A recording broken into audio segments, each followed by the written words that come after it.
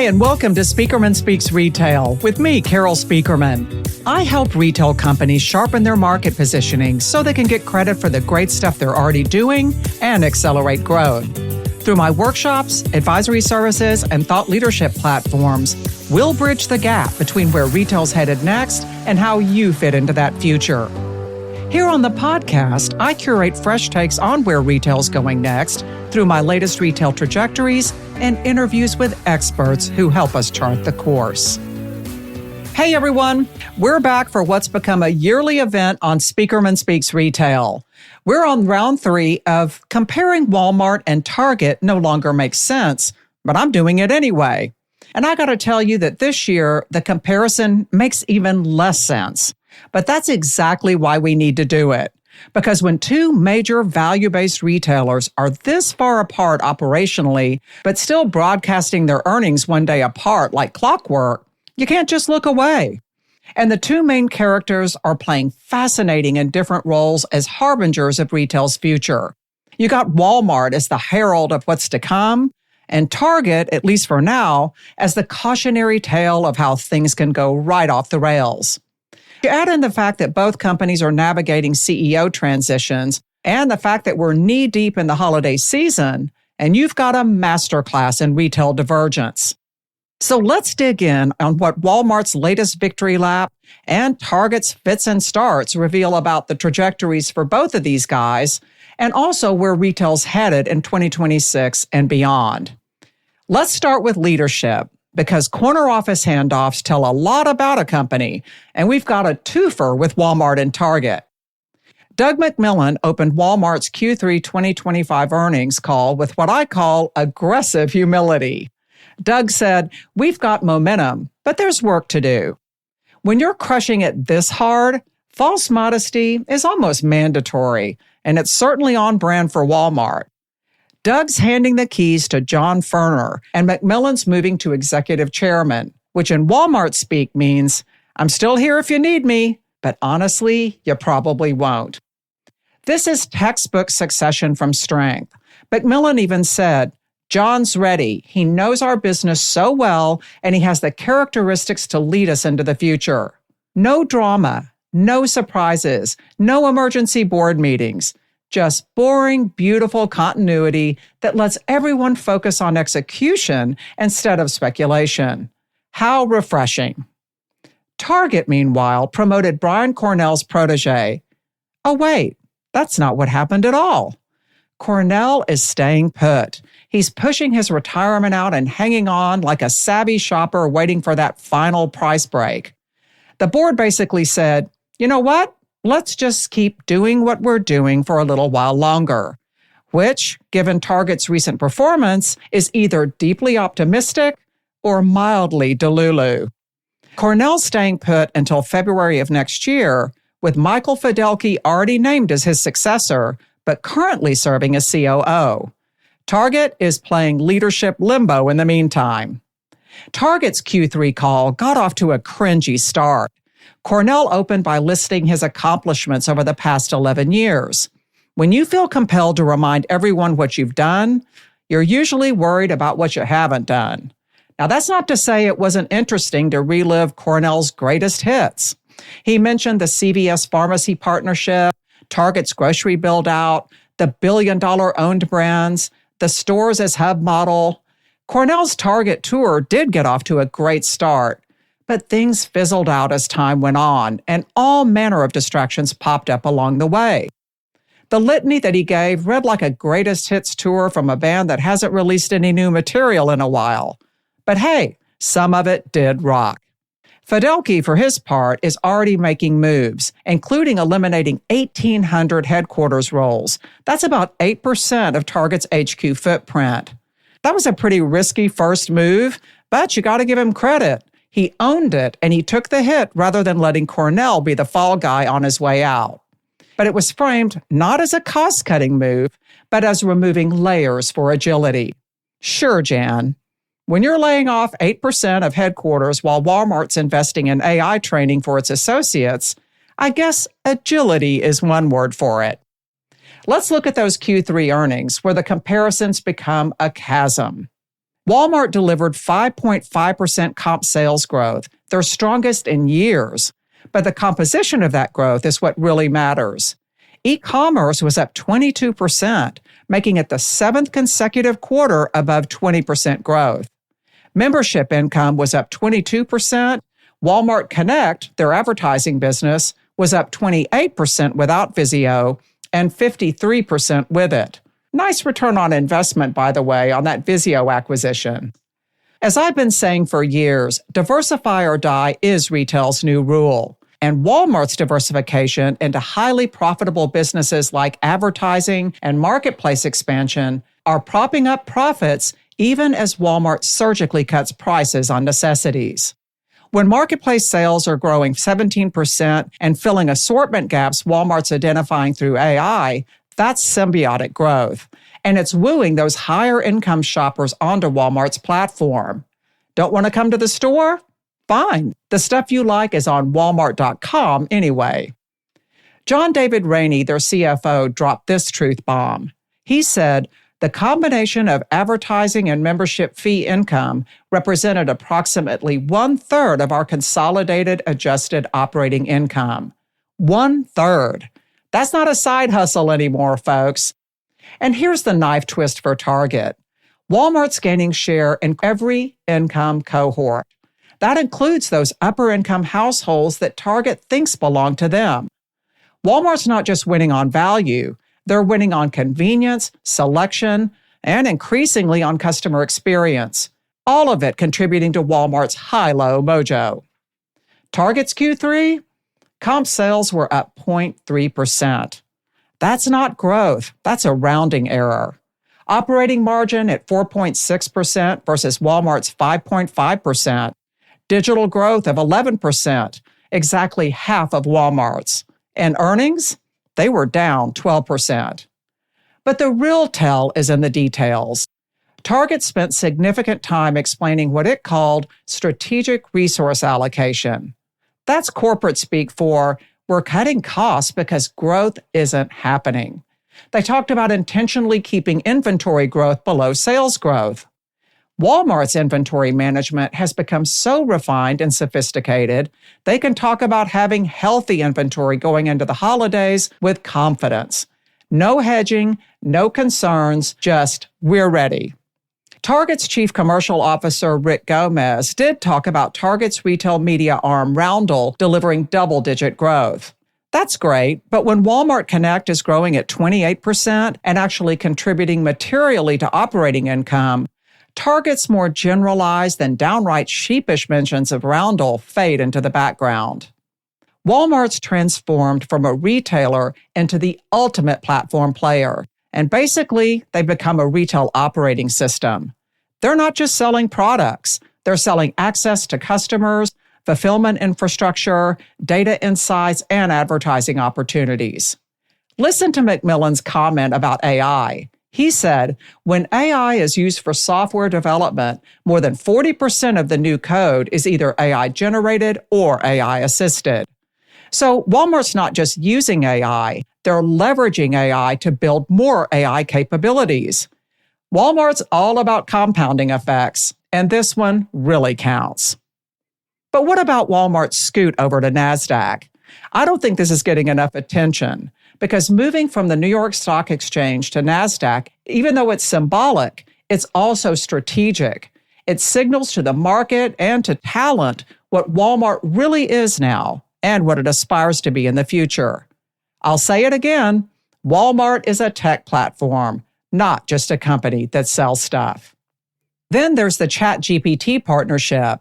Walmart's done a masterful job of meeting customers where they are. Now they're meeting them where they're being inspired and educated and making it instantly actionable. When McMillan talks about multimodal experiences and contextual shopping, he's describing a future where Walmart's embedded in your daily decision-making, not just your shopping trips.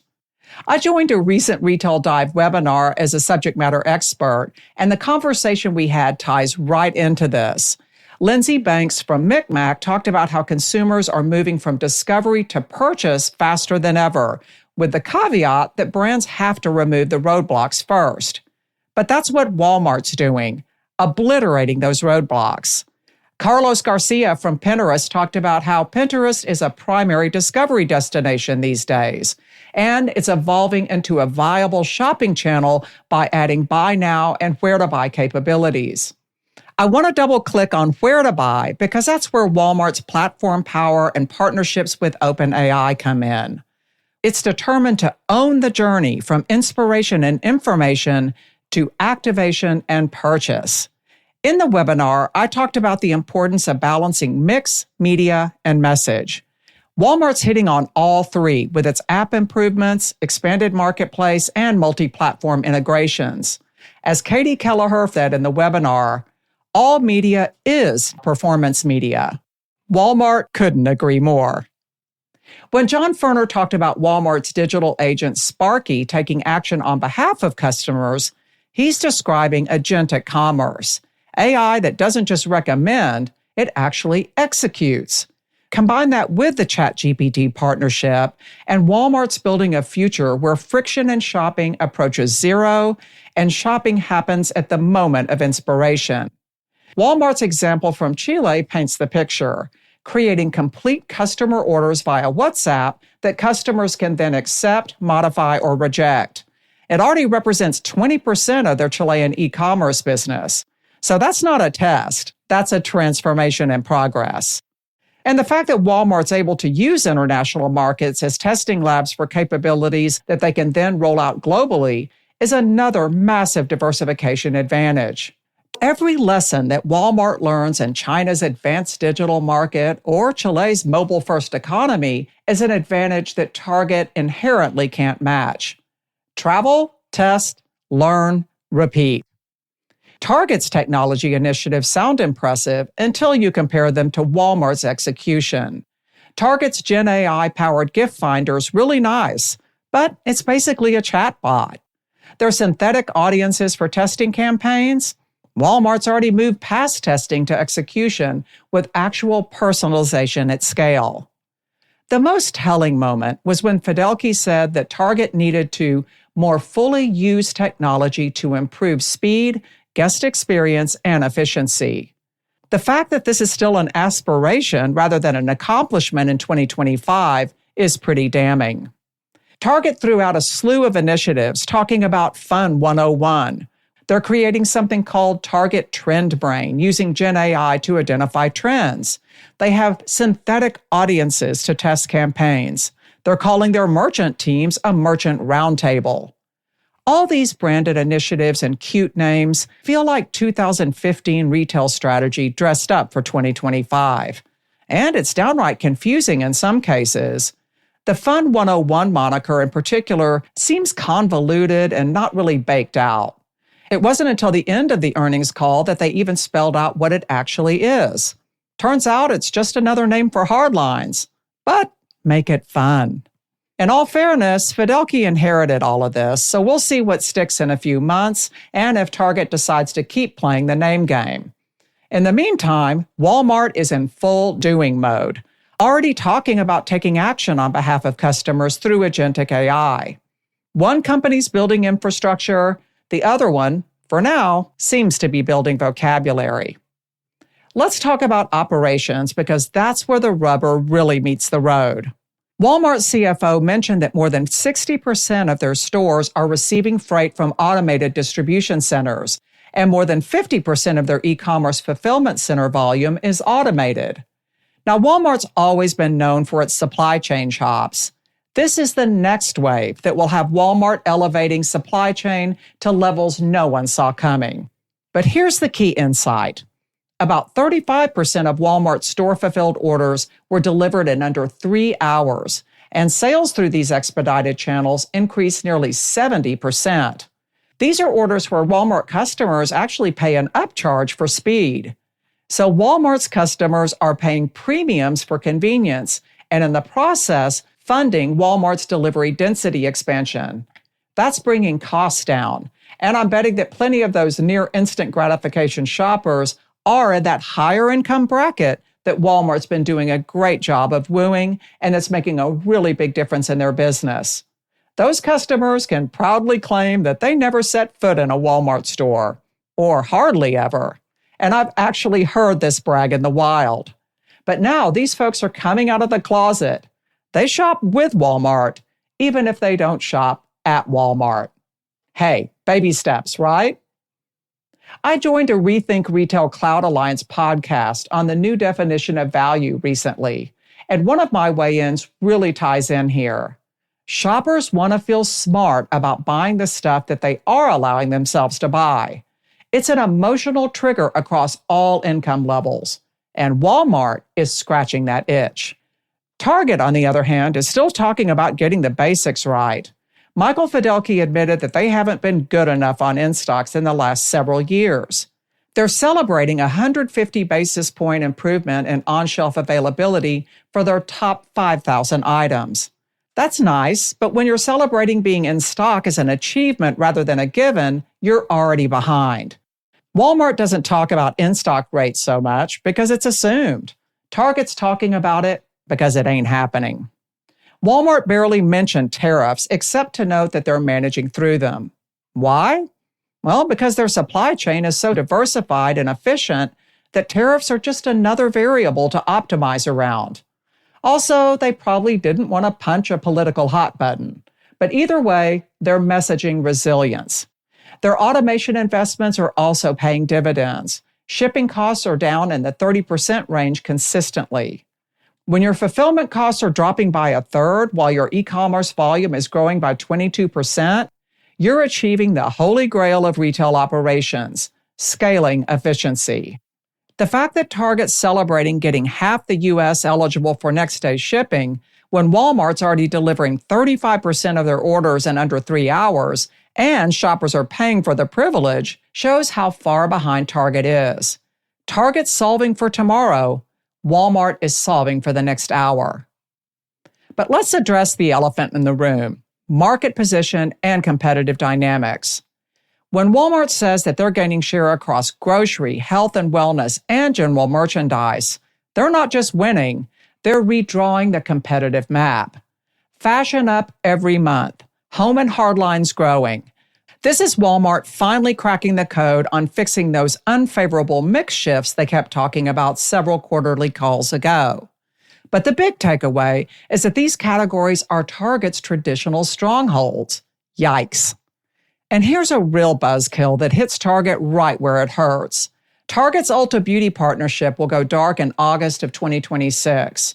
Brand partnerships are Target's calling card, and this one was a crown jewel hookup that instantly elevated their beauty authority. And I'll take it a step further. The Ulta boutiques gave Target stores an instant facelift. So the fact that it's ending and that Target didn't mention it once during their main presentation suggests that this authority they keep talking about either isn't there or it's not translating to results. The Ulta Beauty exit is devastating, not just for the lost revenue and potential nosedive in a really important category, but for what it signals. If Target can't make a partnership with Ulta work, a perfect brand fit with aligned demographics, what does that say about their overall platform value and their ability to forge similar partnerships down the road? And yeah, to position as a happening advertising platform. The cascading effect from this one departure is scary. Now, their new partnerships sound impressive. You got Marks & Spencer, Magnolia Table, exclusive Lego sets. But these are really vendor relationships, not platform partnerships. Target's a customer to these brands. Walmart is becoming the infrastructure. The holiday positioning, though, reveals everything about where these companies are and where they're going. Walmart raised guidance again. Fourth quarter comp sales are expected to hit a 3 to 4% increase. They mentioned that holidays off to a great start and that customers are leaning into their seasonal events. But here's what's really interesting. John David Rainey mentioned that if currency exchange rates stay where they are, they expect a $1.1 billion benefit to reported sales growth in Q4. When you're big and diversified enough that currency fluctuations add $1 billion to your quarter, you're operating at a completely different scale entirely. Fidelki's quote about Q4 is dripping with hopium. He said, "We want to make sure we have the ability to react quickly to changes in the environment." That's not confidence, that's crisis management. When Walmart's raising guidance and you're talking about prudent expectations and reflecting on volatility, you're not planning to win, you're planning not to lose too badly. When Walmart talks about newness, it's all about marketplace expansion that fills assortment gaps and makes higher income shoppers take a second look. When Target talks about newness, as it often does, it's about après-ski cashmere-like sweaters and exclusive Barbie collaborations. Once again, Walmart's building infrastructure, Target's leaning into merchandise, branding, and planned scarcity, also known as its traditional comfort zones. So let's talk margins. Walmart's doing something remarkable. They're improving margins while cutting prices. How? Well, going back to that business mix mojo that they're finally perfecting. That advertising revenue, those membership fees, the marketplace commissions, they're all high-margin additions to a low-margin base business. What it means is that Walmart can afford to slash prices on low-margin categories like grocery and make it up somewhere else. So when a third of your operating income comes from non-product sources, you can afford to be aggressive on pricing. It's a virtuous cycle.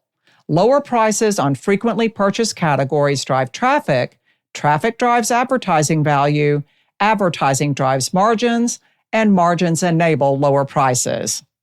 Target's gross margin was down 10 basis points, with about a percentage point of pressure from higher markdowns. They're caught in retail's classic trap. They need to discount to drive traffic, but discounting kills margins, which limits investment, which hurts competitiveness, which requires more discounting. So Target doesn't have that diversification that Walmart has to offset all of it. The customer insights from both calls are fascinating. Walmart's talking about knowing customers so well that they can predict their baskets. They're using that transactional data not just for recommendations, but for proactive fulfillment. So when they say that they can anticipate needs and help customers with nudges about staying in stock, they're describing a relationship that goes far beyond traditional retail. They're becoming a household operating system. Target, on the other hand, is talking about synthetic audiences and testing how different groups respond to campaigns.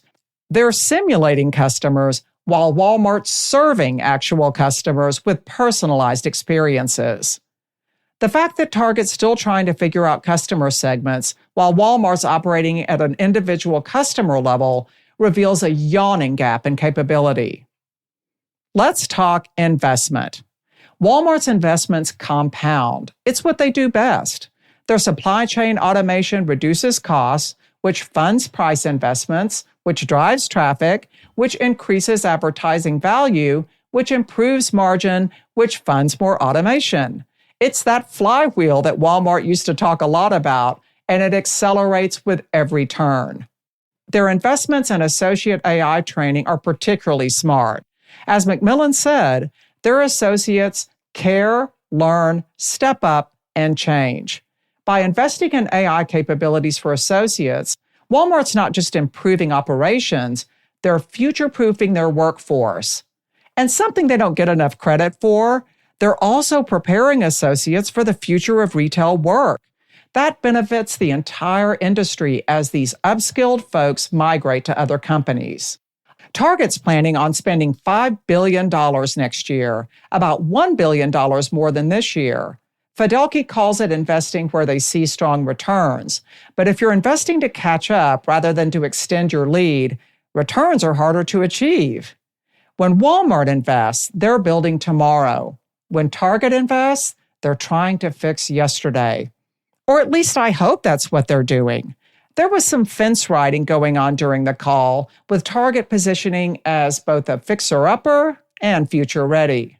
They really need to eat that spinach before they hit dessert. And even though actions speak louder than words, words matter. True leadership requires clear communication. Walmart's executives speak in outcomes, not intentions. We delivered, we achieved, we grew. When they talk about the future, it's with specificity. 35% of orders in under 3 hours, 50% of fulfillment center volume automated. Macmillan's quote really stands out when he said, "The company and our team's ability to change should not be underestimated." So that's not wishful thinking. It's a promise that Walmart won't just keep up, it's going to stay out front. Doug Macmillan made another comment that really deserves emphasis when he said, "I think it's really worth pointing out that this is the moment for a business like ours." When you've been in retail as long as Macmillan has, and you call this freaky era in retail the moment, you're radiating confidence. And they're not one to brag. But as they say in Texas, it ain't bragging if it's true.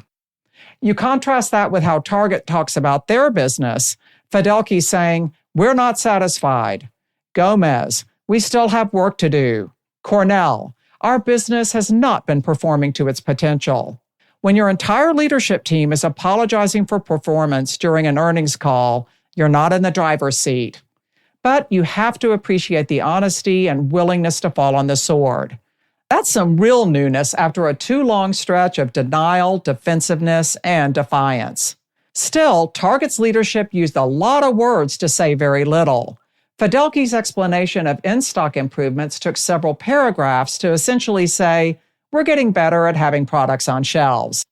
To be fair, Doug Macmillan has had years of on-the-job leadership training.